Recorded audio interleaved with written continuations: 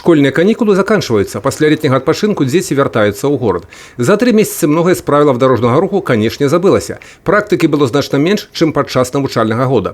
Сёлета в области уже отбылося 46 дорожно-транспортных здаренняў, у яких 8 детей загинули и 45 атрымали травмы разной ступени тяжкости. Тому початок навчального года – один из самых отказных периодов и для супрацовников Державтоинспекции в области. Проведение данного мероприятия обусловлено в первую очередь тем, чтобы привлечь внимание общественности к проблеме детского дорожно-транспортного травматизма.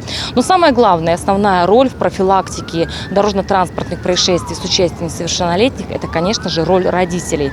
Поэтому хотелось бы, чтобы каждый родитель отслеживал местонахождение своих детей, контролировал досуг несовершеннолетних и напоминал каждый день элементарные нормы правил дорожного движения и правила безопасного поведения на дороге. Акрамя выявления порушальников правил дорожного руху, инспекторы раздали водителям памятки з інфармацыяй аб стане справ з дорожно-транспортнымі здарэннямі з удзелам дзяцей. Аб неабходнасці быць вельмі уважлівымі на праезнай частцы добра разумеюць і вадзіцелі. Але ўжо першыя дні дзеяння акцыі на дарогах абласнога цэнтра супрацоўнікі ДАІ звярнулі ўвагу, што далёка не ўсе вадзіцелі выконваюць гэтыя патрабаванні. Многія спасылаюцца на тое, што проста забыліся аб абавязковым уключэнні святлафар у гэты перыяд. Некаторыя прапануюць і ўвогуле зрабіць гэта на пастаяннай аснове. Слышал, читал, в соцсетях видел. Ну, как-то с головы, знаете, вылетает, бывает. Садишься за руль и пошел. Темно.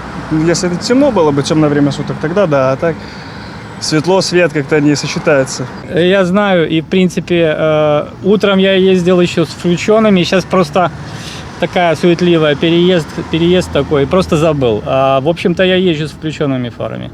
Я считаю, что как бы вот эти вот на неделю то, что мы включили, пользы совершенно никакой нету. Если включили свет, значит включили. Должен он, как во всей Европе. Поехала машина, включила фары и едем.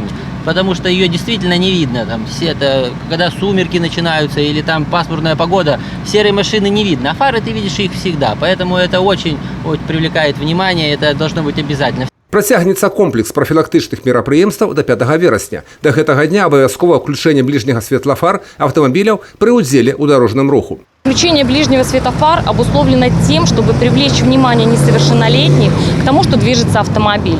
Так как все мы прекрасно понимаем, что в силу своих каких-то физических возможностей дети не могут рассчитать должного расстояния до приближающегося транспорта. За неуключанное святлофар у гэты перыяд водители могут заплатить административный штраф у памеры 2 базовых велічынь. Юрий Петлюр, Роман Филюсиш, телерадиокомпания «Брест».